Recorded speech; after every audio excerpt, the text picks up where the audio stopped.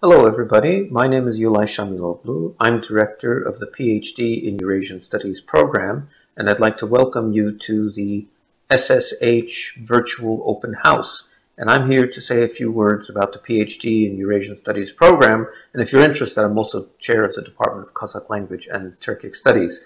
And my own background is as a specialist in Turkic languages and cultures, and also as a PhD in history dealing with the medieval history of Eurasia. So one of the things that I can say as somebody with an education in the United States in Columbia College and Columbia University, working with teachers who were great specialists both in philology and also great specialists in, let's say, disciplinary fields such as history, is that it's really important to combine the two. And when I began a PhD program at the University of Wisconsin-Madison back in the early 1990s, one of the special aspects of that PhD program was the strong emphasis on discipline. So I required, in addition to students studying Turkic languages and research languages as appropriate in an English language environment, of course, was that they should study at least at the level of a minor, a discipline.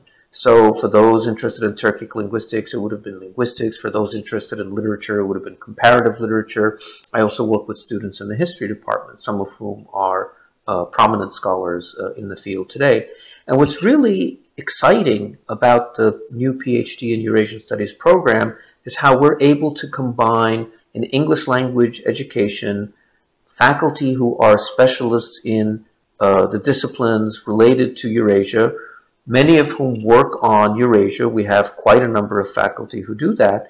And in addition to that, we're able to ask students to study not just one, but two disciplines, or one discipline and one interdisciplinary field. And what's really important about that is that, yes, you can know the languages, yes, you can know about that part of the world, but if you don't have a discipline, you don't know what constitutes important data. You don't know what kind of questions are important. You don't know what is an important problem.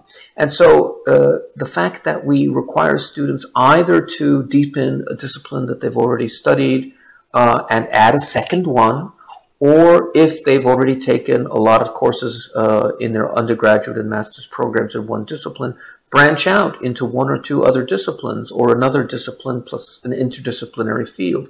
So what's really amazing about that is that we're finally going to be producing international students and local students with an international level education at the highest level, as a matter of fact, who have access to the languages, access to data, know what the life is like here rather than visiting it for a brief time or for a year as something exotic and unusual to do, who will be able to combine their love and passion for the study of this region, the Eurasian region, which is actually a broad region, as you'll see in my second part, combine that with probing research questions, with detailed research conducted in the region, and analyze it in a way that people in North America or Europe or elsewhere might analyze it, and produce scholarship in English and other languages which will be important, original contributions to the field. And I believe that our students are going to become, over the span of 10 to 20 years, prominent scholars who will be contributing to the educational experience of Kazakhstanis in Kazakhstan, contributing ability to teach not just in their own local language, but in English as well, or if they are international students or Kazakhstani students, being able to contribute to knowledge by doing teaching and research and service to the profession, perhaps in the Central Eurasian region, perhaps in Turkey, perhaps in Singapore or Australia or Germany or the Netherlands or the US or Canada. So it's really amazing that after a period of time following World War II, when many scholars moved from this part of the world to the United States to set up famous programs of higher education, now the reverse process has begun, where scholars are moving from North America to back to Turkey or now to Kazakhstan to continue this tradition. Now I would like to say a few more words concerning the details of the structure of the PhD in Eurasian Studies program in the School of Sciences and Humanities at Nazarbayev University. This map of Eurasia is great in many ways, but it doesn't do justice to all the regions and countries that we include in the PhD in Eurasian Studies program. I would say that from the perspective of the Master in Eurasian Studies program, for which I don't speak, Eurasia can go from Spain and the UK all the way to Japan. And especially if you're doing something comparative or something more general, that should not be a problem.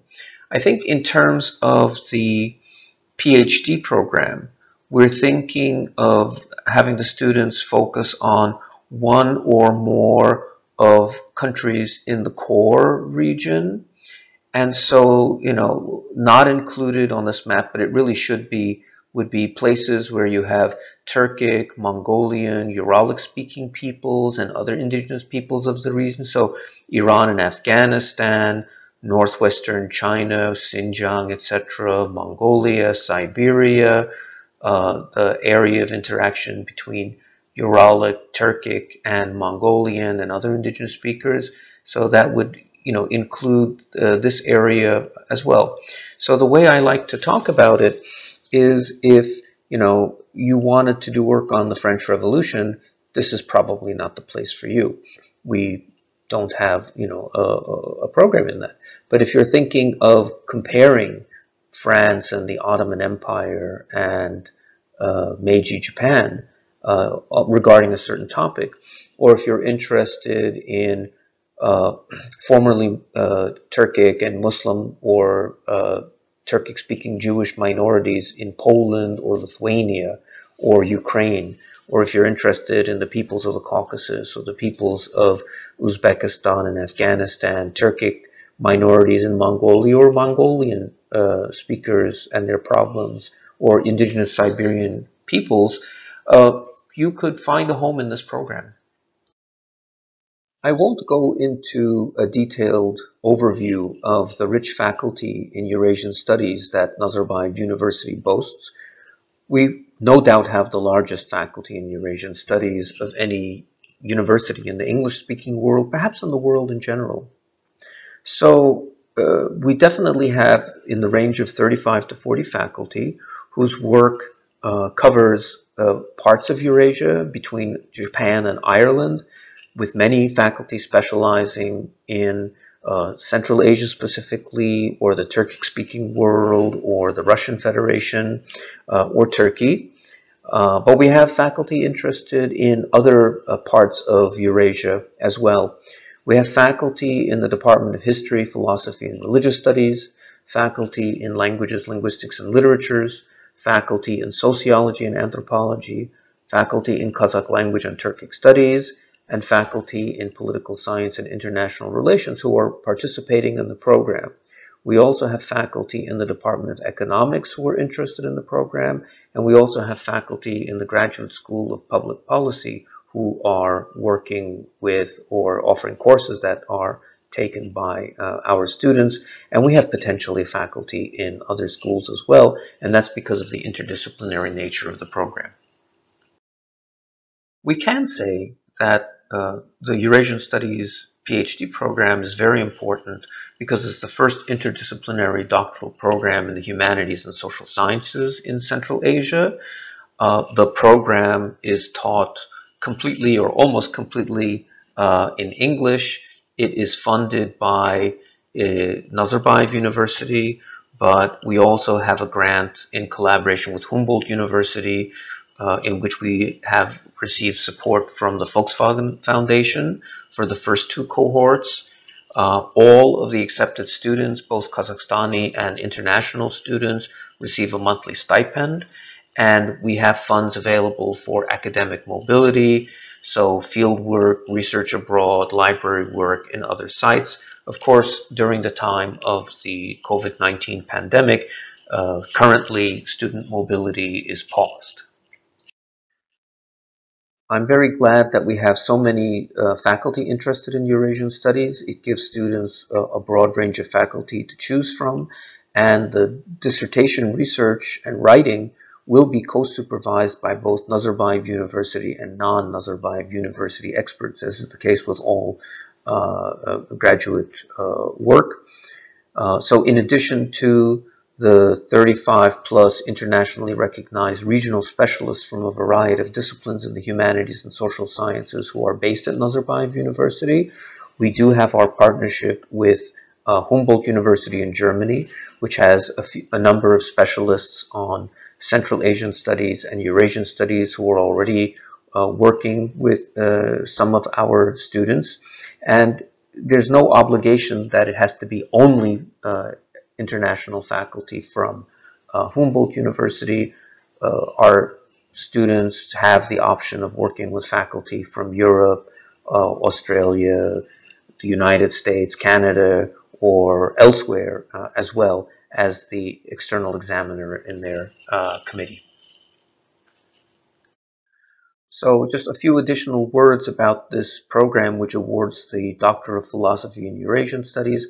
Obviously, the first two cohorts are studying right now, and so we haven't produced graduates yet. There will be a couple of years before that, but we're confident that this kind of advanced academic training, with strong training in theory and a strong training in English, academic writing, and a discipline or two, will make our graduates attractive for careers in research, government-related areas, international organizations, academia, and other fields as well. You students, especially in the post-COVID-19 world, will once again have the opportunity to study in Nur-Sultan, the capital of Kazakhstan, which is in the heart of Eurasia, and this allows them unparalleled access to archives, fieldwork sites, government agencies, international organizations, foreign diplomats, and even academics at other universities. And it's very attractive, even not just for its location in the heart of Kazakhstan, but we're in close reaching distance to place other neighboring cities, Bishkek, Tashkent, Samarkand, and so on, where students might also be doing work. The campus is very modern. It has modern facilities, including labs, library, sports center, and housing based on need. The PhD program in Eurasian Studies is designed to train versatile and internationally competitive scholars by combining a core curriculum of key concepts in the humanities and social sciences with practical training in necessary writing and research techniques and ethics, as well as rigorous subject-specific training across at least 2 disciplines plus electives. As somebody who played a major role in designing the program, I want to emphasize how important it is to have a strong disciplinary component in an area studies degree program. What sets this degree program apart is the emphasis on not just 1 but 2 disciplines. So for the first discipline, students might choose from a classic discipline such as history or linguistics or literature or sociology or anthropology or political science, and then also choose a second field. In the American academic system, for working towards a PhD, that second field could be considered like a minor field, and the first field could be like either deepening what you studied before, if, for example, you studied history as an undergraduate and as a master's student and you're deepening your knowledge now, or you could switch to 2 totally different fields. We've had students who had undergraduate and master's degrees in political science branching out into other areas. And the other possibility, which I'll discuss soon, is the possibility of having your second discipline be an interdisciplinary field.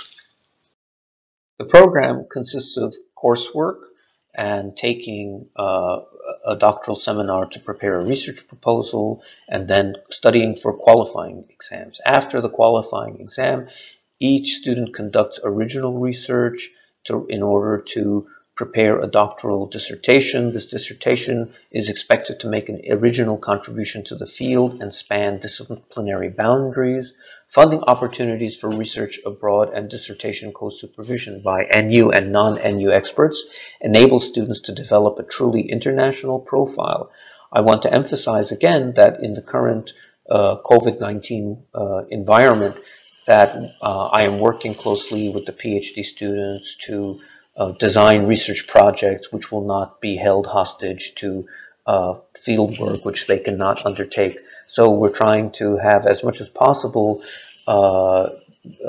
change or recraft the field of the research to make it more based on online surveys or interviews or library work or having textual based work and other kinds of research which does not require going somewhere where you can't go because of travel restrictions or visa restrictions, and not having something which would require that you view performances which are no longer live or collaborate closely with people who are no longer able to collaborate closely with others.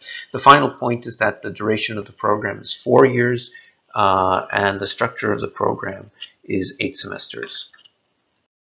This template for the program shows that in the first semester, the fall semester, there are 3 core courses. One, the Introduction to Eurasia, which introduces the student to classic works and major theories relevant for the study of Eurasia, plus a critical issues course for discussing these works and guest lectures with the students. And since I'm teaching that also to make sure that I get to know the students better in their first semester of study. There's also a required academic writing course, which is proving very effective. And in the first semester, you take one elective course in one of your disciplines. In the second semester, you would be taking a pro-seminar. In other universities, it may be called a colloquium, which is a professional introduction to a field. It could be a graduate course in Central Asian history, as I've taught it. It could be an introduction to sociological theory or the history of anthropological theory, or a different kind of qualitative or quantitative methods course. There are also courses which you take in 2 separate disciplines plus an open elective course. And I think that's very, very important because it highlights the interdisciplinarity and the flexibility of our program. I could say that I had somebody write me recently who was interested in computational linguistics and cognitive science. And that person said, rather than taking some of the disciplines you offer as a second discipline, how would it be if I took a course in artificial intelligence or computer science? And I said, that's something that we can certainly consider because of my own interest too. I know that it could be somebody's project really would benefit from a course in biology or a course in some other field. So we're trying to be cutting edge in that regard. This template for year 2 of the program shows that each semester the student's taking a doctoral seminar. The first one in the fall is dedicated to the preparation of the first draft of a research proposal, and they take additional courses in the first discipline or second discipline, and they take another open elective for a total of 4 courses. In the spring semester, they take the doctoral seminar to finalize their research proposal. Late in the semester, they take the qualifying exam. There's a course that they register for that, which gives them the freedom and time to prepare for their exams. And there's also an open third elective course. And the final 3rd and 4th year of the program is devoted to research, field work, archival work, library work, analysis, writing up a dissertation, and hopefully defending it at the end of the 4th year or 8th semester. Again, The first graduates of the program have not received their diplomas and gone off to the world, but I and my colleagues believe wholeheartedly that graduates of the PhD in Eurasian Studies program will be attractive to universities, governmental and non-governmental institutions, and employees in Central Asia and around the world. From what I've seen so far, I expect our students to be competitive with graduates of institutions in Europe or the United States or Canada. I do believe that with the rising demand for faculty who can teach in English, just even in Kazakhstan, and that may be coming to other countries as well, that our students, our graduates, will be well qualified to undertake careers in such fields. So I will not be giving individual profiles of our faculty, but the kinds of topics that we have courses on include the medieval and modern political, socio-economic, and intellectual history of Eurasia. We do have faculty who are interested in religious studies and the study of Islam, Buddhism, and Christianity in Eurasia. We do have specialists on the archaeology of Eurasia. We have faculty who are specialists in Kazakh and Turkic languages, literatures, and folklore. We have faculty who are interested in Russophone literature and culture, and we have faculty in the humanities who are interested in linguistics, language contact, and sociolinguistics of Eurasian languages. In the social sciences, our faculty includes as well specialists on the anthropology of Eurasia, on the politics of Eurasia, on the sociology of Eurasia. There may be selected courses on economics of Eurasia, but we do have faculty who in economics who are from the region and work on the region as well. And there are also courses on public policy related to the region.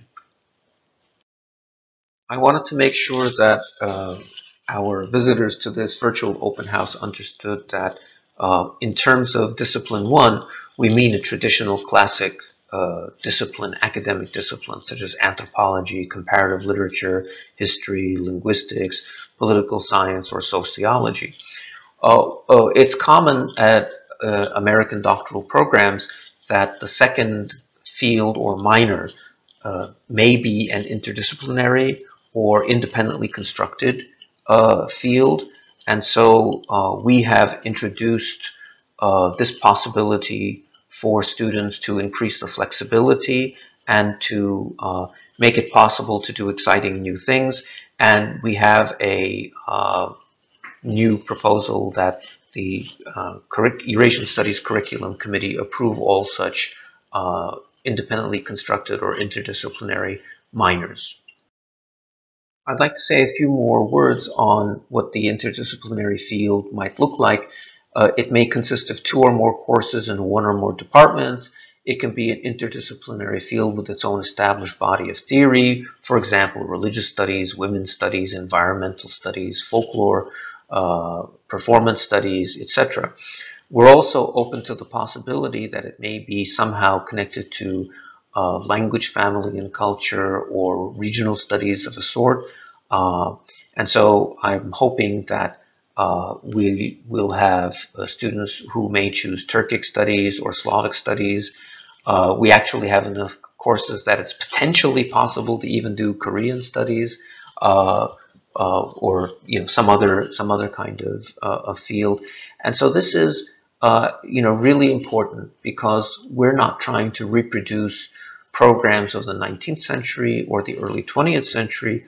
We are trying to create an interdisciplinary Eurasian Studies program that will be appropriate for the 21st century. And I can just say that as chair of the Department of Kazakh Language and Turkic Studies, in addition to being director of the Eurasian Studies PhD program, that we've had discussions about the importance of digital studies and coding and computer science for digital humanities, for research in digital Turkic studies in the future.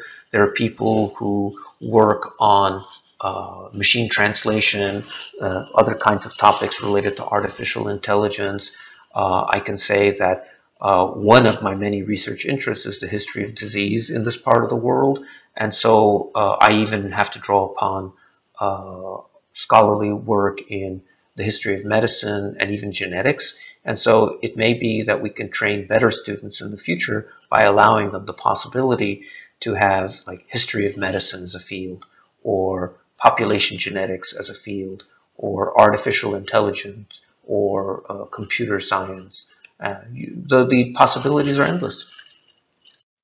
I just wanted to make a quick statement that if somehow you were to see a list of the courses we are offering this semester at the PhD level, we don't have an extensive list of courses by topic. What we do is we share courses with the master's program and upper level undergraduate programs, and in order to have a richer set of offerings, which is why some of the PhD level courses will meet with some of these other courses using the numbers listed here. But I'd like to assure you that the assessments, the work that you do, the readings that you do are appropriate for a PhD level course, and I'm responsible for ensuring that. And this additional note, just to explain some of the restrictions on that, it's not really important for trying to understand the basics of the program. Thank you very much for your attention. Спасибо за ваше внимание. На здоровье рано будущем.